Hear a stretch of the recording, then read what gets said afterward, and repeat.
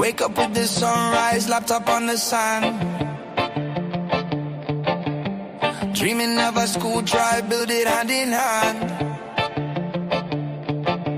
Some of us with the blueprint, wisdom in the flow. Keep it simple, keep it steady, let the people grow.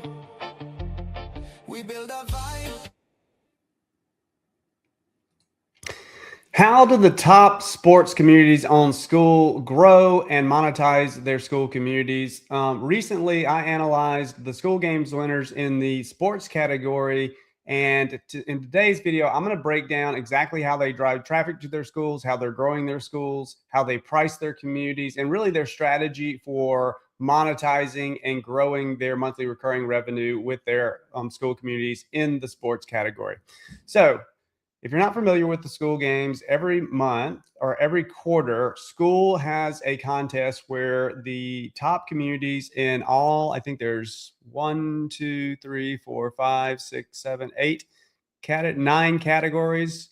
In the top 9 categories of communities, they have a contest, and the top 5 people in each category that generate the most monthly recurring revenue in that quarter get to go out to Vegas, or actually get to go out to, I believe, Los Angeles now, go to the Skool headquarters, and there's a big presentation, big party, and all those people get a trophy. They get to meet Alex Hermosi, Sam Evans, and the Skool team. Pretty cool event. I actually been in December of 2024. So I have won the Skool Games. You can check out my little trophy back there. Pretty cool trophy. But basically today, what I want to do is I want to do a full analysis and reverse engineer exactly what the top communities in the sports category are doing to, first of all, what are their traffic sources and how are they growing their community? How are they pricing their communities? Are they using tiers? Are they using annual? Are they using monthly? Really just breaking down their entire strategy so that you understand, if you are in the sports niche, this will give you a good idea of how you can actually grow your communities and really monetize and really build a sustainable business in that category. All right. So even if you're not in the sports category, if you're in any other categories, you're going to learn a lot based on what we're going to go through today. So I'm just going to jump right in. And what we're going to do is we're going to go down this list of the top 5 people in the sports category. We're going to take a look at their communities. We're going to see how they're priced. And then I'm going to go into their traffic strategies. Okay. And we'll break down all of that stuff. And if you're interested, maybe I'll share this document somewhere. I haven't decided on that yet, but let's get into it. All right. So the first one here is Tyler Costin. His community is Savvy Basketball, and he has generated this is last quarter. So this is the Skool Games that just ended. So in that quarter, he generated another $8,000. He added another $8,351 to his monthly recurring revenue. His total monthly revenue is $47,319. All right. So this is Tyler's profile. This is his community. And this is how he's priced his community. He is using tiers. And so he has a standard membership at $97 per month. He has the premium, which is $997 for the year. You can see there's some additional things here. And then he has a VIP coaching program, which is $4,997 for the year. So that's probably a little bit more one-on-one. You know, I think that looks like they're actually building this out. So they haven't really launched that yet. So they just started using their tiers, and basically they're just using the standard as the monthly and the annual as the premium. So that's kind of how they're pricing their thing. Now let's talk about their traffic strategies. So I was looking on his profile, and I basically found that Twitter, or X, has it's YouTube and then X. And so basically on his YouTube channel, what they are doing is they are doing live podcasts essentially. And then they're taking those podcasts and then they're turning them into videos. And so that's essentially what they're doing. All of their videos are going to be these podcasts where they're either interviewing someone else or the 2 guys that kind of run the community are talking. Okay. So that's 100% of their videos. Now, if I look back at some of the older videos, and there's really no rhyme or reason to what they're doing here. It's just a lot of different topics. I couldn't pinpoint anything that I just jumped out at me. They are doing some mailbag episodes where they're probably just answering questions from people in their community. But there's really no rhyme or reason to, the structure or anything that jumps out at me. Now, I did look back at some of their older videos to see what were their popular videos. And those popular videos were really on court tutorials. So you can see all of these are with them on the court, kind of doing stuff. This is a newer one that took off. It's the Savvy Basketball Shot Scale, but it is that podcast kind of format. But they were having a lot of success with these on the court tutorials. Now, I don't know if that was not the right target audience for what they're trying to do now. That's a big question because they definitely have changed their format, and these were really working for them. So there would be really no reason to go away from that old format unless it was maybe just the wrong target audience, or maybe they just didn't think about this and they got kind of didn't want to do these on court tutorials anymore, because this would be the strategy. If this is the right audience, they should have just continued on this strategy, right? So that's kind of what I'm seeing here. And one of the trends that I did see in the sporting niche is a lot of on-court tutorials. So that tells me that a good content strategy for the sporting niche is just being in the atmosphere where you are, actively in the sport that you are teaching. That means that if you're a basketball coach, you're going to be on the basketball court, giving tutorials. If you are in the pickleball niche, which we'll show you shortly, you're going to be on the pickleball court and you're going to be doing tutorials. So that's really kind of the content strategy that I'm seeing when it comes to the sports niche. Okay. So they're doing longs, they're doing shorts, they're doing live. So they're doing all three of the content mixes that you can do inside of YouTube. Also, they have a Twitter channel, and the Twitter is really just them reposting. They're doing like client testimonials is one thing with images. So they have several of these. They're also doing just reposting their reels and their shorts from YouTube. And then the other thing that they're doing is they have offers. So they're running offers. They're both reels, just short little videos that are kind of scrolling through there.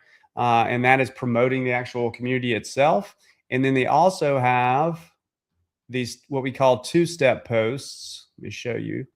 Two-step posts, which is essentially, hey, comment this below and get this free download. Okay. So that's basically, that is a strategy that works pretty much on any of the social media channels. I see it on Twitter. I see it on Instagram. We used to use these all the time on Facebook. But essentially what you do is you have like a lead magnet that you want to promote. And then you have like a really strong hook and maybe a little bit more information. You could do it with an image. On Facebook, we used to do the colored backgrounds, which is the text overlay. And you essentially pitch some kind of lead magnet that sounds really sexy and attractive and get those people to comment below if they want it. And then that's going to build up a bunch of comments. And then you can reach out to those people in the DMs to have a conversation with those people, invite them into your community, maybe even get those people on a call. And it works really well across all social media platforms. So this is kind of a strategy that I think everyone should be using, no matter what social media platform you're on, especially if there's a DM component to that social media channel, because that gets people to comment, which is going to increase engagement. It's going to it's going to get you more reach. And it's warm traffic or warm DM conversations that you can start with those people that are commenting on the post. And that is a much better conversation than just cold DMs out to somebody that doesn't know you. All right. So that's kind of their strategy. They are running ads or were running ads.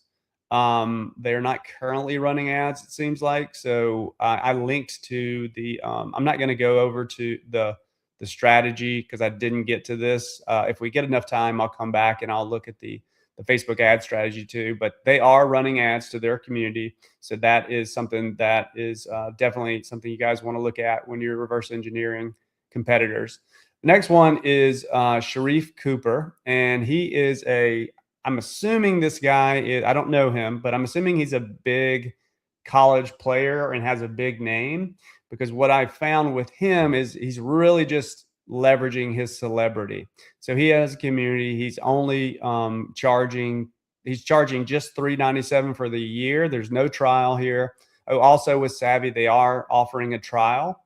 So 7-day trial. This guy is just offering just the annual membership, and there's no trial. He's got 285 members, and they should be paying somewhere around $397. They might not all be paying the same the same amount of money. He's actually an NBA star. Okay, so that is what he's really doing, because none of his stuff is really promoting the community per se. It's all kind of this lifestyle stuff. He does have like 1 or 2 posts that promotes the community, and I'm thinking that, I mean, he's got such a large following, 790,000 people, that he just made a couple of posts and then drove traffic to his community, and they bought from him, right? He's just leveraging his celebrity, because all of his videos and everything they're just kind of lifestyle stuff, right? There's no tutorials or anything like that. So again, he's just kind of leveraging his tutorial or his celebrity. So I'm not going to go into that, because a lot of you guys on the call probably don't have that kind of celebrity. All right. Next one is this Eric Ding guy. And when you see these little emojis, this star emoji means that he's the top 1% of community builders on Skool. That means his community is very engaged. It's growing, and he's just doing a really good job with his actual community engagement and things. This means that you have a 30-day streak of these 10 plus activities per day, if you weren't familiar with that. If we go over to Tyler over here, Tyler has the crown, which that means he's the top 1% earner on Skool. So that's what these emojis mean if you're not familiar with them. All right, so let's go to Eric. Eric actually has a ultimate Frisbee community, which is pretty interesting. He's charging $49 per month for his standard membership, and he's charging $200 per month for the premium membership. And then I believe he does have a free trial for his community. So he is, using tiers. He's using the trial, and he's got 105 members. Let's see how much revenue he's making. So he generated last quarter, he generated $7,775, and his total MRR is about $9,657. So that tells me last quarter was probably, he might have started a little bit before last quarter, but last quarter he kind of started to really kind of come on and make some money. So let's take a look at what old Eric is doing. He also has a free community where he is running a 30-day challenge, I believe. Yep, like a 30-day challenge. And I think that's a really solid strategy to get people to upgrade to your paid community. We're going to be seeing a lot of challenges, I think, a lot in 2026. All right, so he has, his best channel is Instagram, and I basically would pay attention to these guys' bios, just how they're structured. He has kind of his hook at the top here, his proof point here, and then he's got, his call to action here, which is pointing to, let me see which Skool community that's pointing to. Okay, so that's pointing to his paid community, which I assume he's running a challenge in here as well. And then he has and as far as the content that he's posting on his Instagram channel, it's a lot of tutorials, and that's on the field tutorials. Like he goes out, he'll do some, like he's on the field, throwing the Frisbee, showing different throws. He has some of these where he's actually doing some whiteboard stuff. And then he has these split screens where he's analyzing on-field play. So he's got the top where he's kind of in his on his desk on his computer, and then he's got a split screen here where he's kind of commenting on what's going on and analyzing the play by play. So that's a pretty interesting strategy. Also, I think you could do that for pretty much any sporting niche. You could kind of do a split screen of a really key match that people might know about, and at the top you're kind of adding your commentary to it. Okay, you could do that on YouTube too. I think that would be a great idea for some YouTube videos. And then his YouTube is a lot of, I think he's got a newer channel, I believe. He's got 3,200 subscribers here. He's got a lot of videos, but 3,200 subscribers. So I think he's still trying to figure out his strategy here. But one of the things that I did notice is that his top videos have a certain format. You can see these are his top videos. So how world's players always get open in Ultimate Frisbee. You can see the thumbnail has like a circle that kind of makes you wonder and creates a curiosity gap. Same thing with this one. And then same thing with kind of this one here. So he has a very, he found a pattern that worked for him, but he kind of went away from it, right? And that's fine. I think you need to test other things, but one of the key things when you are creating content on YouTube, when you're creating content on Instagram, is when you find a video that takes off, that's something about that video, the structure of it, the title, the thumbnail is working. And so you need to model that your videos that worked, tweak it a little bit, make it a little bit different, but you need to double down and start to scale that particular type of video. And that's going to help you to grow faster. All right. Now, you don't need to only do those kind of videos because everybody would probably get bored with it. But I think that's a really good strategy to start to grow your channels faster. All right, so that is Eric. Pretty interesting stuff. He's also got some on his Instagram. He's also doing some carousel stuff, which is usually the mix I see on Instagram. It's a mixture of carousels and reels.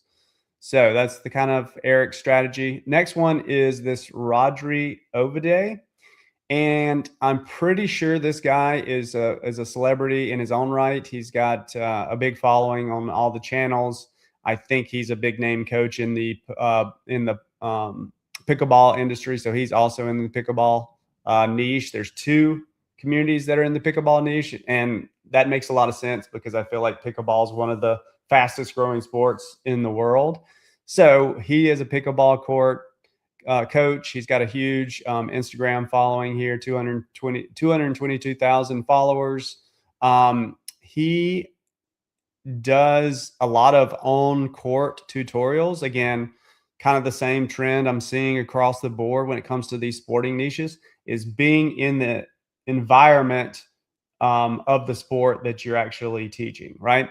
So being on the pickleball court, being on the basketball court, being on the frisbee court, ultimate frisbee court. So a lot of on court tutorials and on court kind of talking head videos too. So he's actively doing stuff, and then he's also talking head types of videos. I think another thing that he could have added to the mix is, like I said, kind of doing that big match breakdowns. And if you are not a well-known person, I think he's a pretty well-known person.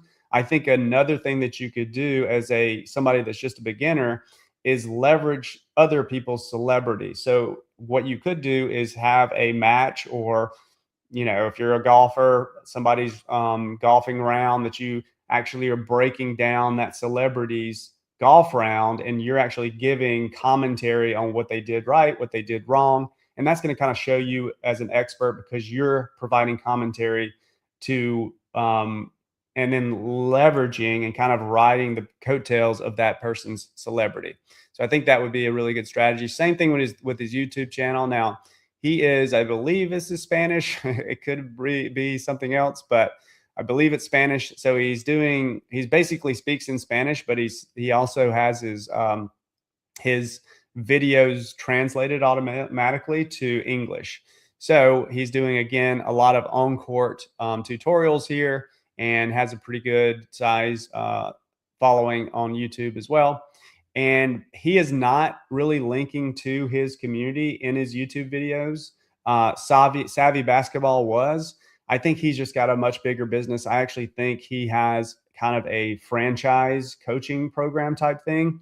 Because I've seen, if you go to his Facebook page, you can see that he has, I believe it's Ovide Academy, and he's got multiple ones across the world. So I think this is just another income stream for him.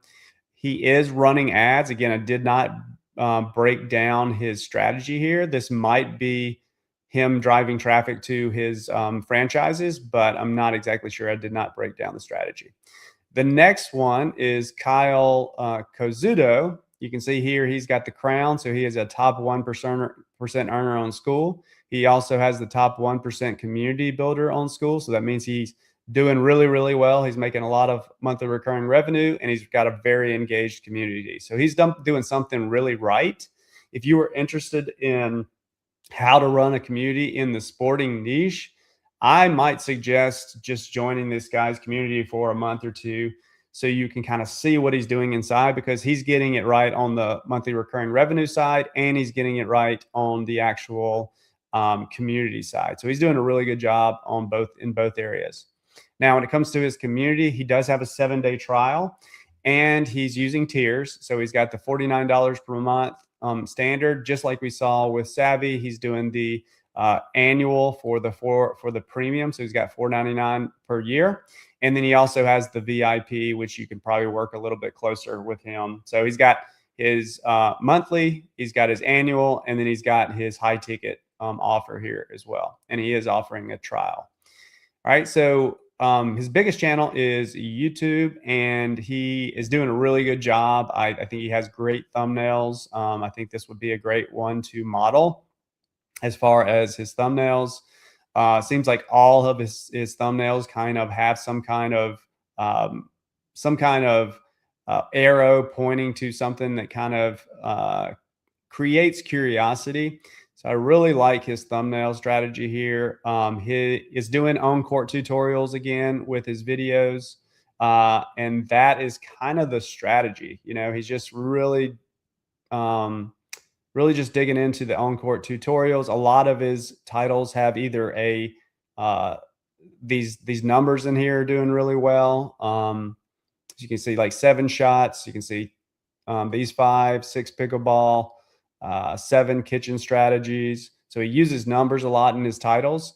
And so I just think he's doing a really good job as far as the YouTube channel in the sporting niche. He's got 232,000 or 223,000 subscribers. Those are his popular videos, but you can look at his most recent videos here and you can see it's very similar to what he's been doing, just a little bit better design, I think.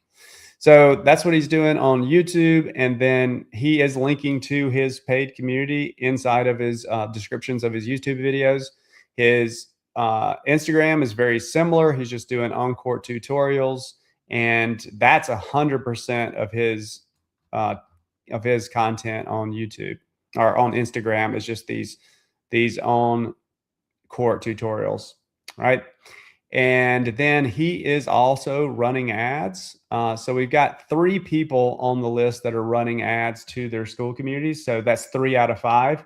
A lot of those guys are using YouTube and Instagram as the main channel. So let me just go back to my screen.